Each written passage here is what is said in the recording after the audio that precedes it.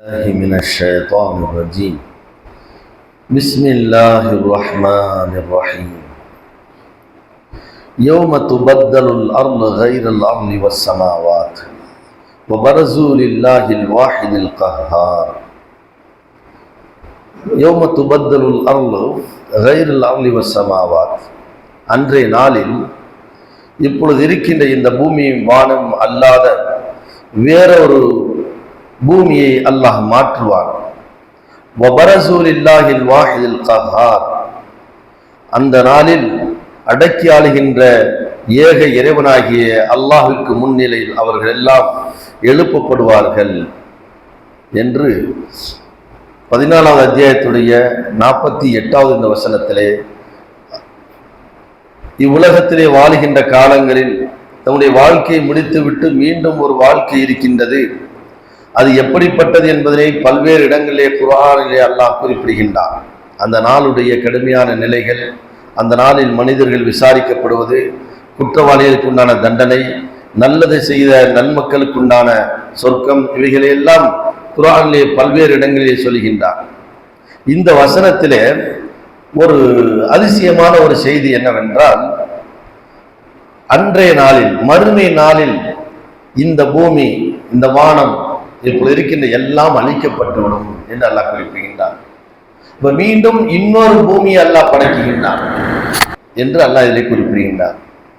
ஏனென்றால் அல்லாஹ்வை பொறுத்த வரைக்கும் அவனுடைய ஆற்றலை குர்ஆனிலே பல இடங்களில் சொல்லும் பொழுதெல்லாம் எப்படி சொல்வான் என்று சொன்னால், ஒரு பொருளை உருவாக்கி அதை மீண்டும் அழித்து மீண்டும் உருவாக்குவதுதான் இறைவனுடைய ஆற்றல். அது மனிதர்களுக்கு எவராலும் முடியாது. ஒரு பொருளை என்ன செய்ய முடியாது, அழித்து விட்டு அதே பொருளை மீண்டும் உருவாக்க முடியாது. இந்த ஆற்றல் அல்லாஹ் ஒருவனுக்கு மட்டும்தான் இருக்கின்றது, வேற யாருக்கும் கிடையாது. அது தன்னுடைய வல்லமை எடுத்து காட்டுவதற்குரிய ஒரு அடையாளமாக இருப்பதனால்தான் அல்லாஹ் சொல்லும் பொழுது இந்த பூமி இந்த வானம் இவைகள் எல்லாம் அழிக்கப்பட்டுவிடும். ஒரு வசனத்தில் அல்லாஹ் சொல்லும் பொழுது 56, 55, 26 சொல்கிறான், குல்லு மன் அலைஹா ஃபான் வயப்கா வஜ்ஹு ரப்பிக துல் ஜலாலி வல் இக்ராம். இந்த உலகத்திற்கு அத்தனையும், வானம், பூமி, சொர்க்கம், நரகம் எல்லாம் ஏற்கனவே படைக்கப்பட்டதுதான். சொர்க்கம், நரகம், மலக்குகள், இன்னும் என்னென்ன படைப்புகள் எல்லாம் இருக்கின்றதோ அத்தனையும் அழிக்கப்பட்டுவிடும், அவன் மட்டுமே எஞ்சியிருப்பான் என்று குர்ஆனில் அல்லாஹ் பேசுகின்றான். ஆகையினால் எல்லாம் அழிக்கப்பட்டுவிடும். மீண்டும் ஒரு நாளில், அந்த நாளிலே அல்லாஹ் என்ன செய்வான் என்றால் இன்னொரு பூமியை உருவாக்குகின்றான். ஏன்னா அந்த பூமி தான் எப்படி இருக்கும், இப்பொழுது இருக்கின்றது மண்தரை மாதிரி இருக்காது, செப்புத்தரையாக இருக்கும். அந்த செப்புத்தரையில் தான் மேலே வானம் இருக்கும். அந்த வானத்தில் சூரியன் என்ன செய்யும், மிக சமீபத்தில் இருக்கும். ஆகையினால் இந்த வசனத்தில் அல்லாஹ் சொல்லும் பொழுது யௌம துபத்தலுல் அர்து, பூமி மாற்றப்படும். இப்போ நீங்க நினைத்திருப்பதை போன்று அந்த பூமி இருக்காது, அது செப்பு தரையாக இருக்கும். வானங்களும் மாற்றப்படும், சொர்க்கங்களும் அழிக்கப்படும். ஏனென்றால் ரசூல் ஸல்லல்லாஹு அலைஹி வஸல்லம் அவர்கள் மிராஜிற்கு சென்றிருக்கும் போது சொர்க்கத்தை பார்த்தார்கள், நரகத்தை பார்த்தார்கள், அங்கு கொடுக்கப்படக்கூடிய தண்டனைகள் எல்லாம் பார்த்தார்கள். எல்லா நபிமார்களையும் ஒவ்வொரு வானத்திலும் சந்தித்தார்கள். இதெல்லாம் சொர்க்கம் படைக்கப்பட்டதுதான், நரகம் படைக்கப்பட்டுதான் இருக்கின்றது.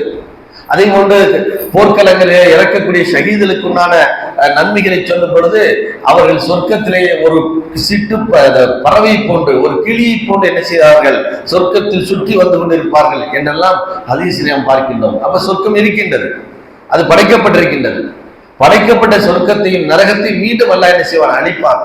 அதான் குல்லு மன் அலைஹா ஃபான், அத்தனையும் அழிக்கப்பட்டுவிடும், யாரும் இருக்க மாட்டாங்க. எல்லாம் அழிக்கப்பட்ட பின்பு மீண்டும் எழுப்பப்படும். இது ஒரு இறைவனை பொறுத்த வரைக்கும் என்ன இல்லை, ஒரு ஆச்சரியம் கிடையாது, இது அவனுடைய ஆற்றலுக்கு உண்டான ஒரு அடையாளமாக இருக்கின்றது. ஆகையினால் யௌம துபத்தலுல் அர்து, அன்றைய நாளில் இந்த பூமி மாற்றப்படும். இப்போ நீங்க நினைப்பது போல இந்த பூமி இருக்காது, பூரா செப்பத்தரையாக. அந்த வானத்தில் இப்போ சொர்க்கம் இருக்கின்றது.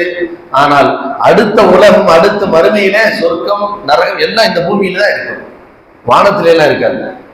இந்த பூமியில தான் சொர்க்கம் இருக்கும், நரகம் இருக்கும், எல்லாம் இருக்கும். அதில் தான் மனிதர்களுக்கு தண்டனை கொடுக்கப்படும் என்று இந்த வசனத்தில் அல்லாஹ் என்ன செய்கின்றான், பேசுகின்றான். அது அந்த நாளில் வபரசூலில்லாஹில் வாஹிதில் கஹார், அடக்கி ஆளுகின்ற அந்த ஏக இறைவனுக்கு முன்னிலையில் இவர்கள் அனைவரும் நிறுத்தப்படுவார்கள் என்று குறிப்பிடுகின்றான். சுப்ஹானக்கல்லாஹு வ பிஹம்திக அஷ்ஹது அல்லா இலாஹா இல்லா அன்த அஸ்தக்ஃபிருக்க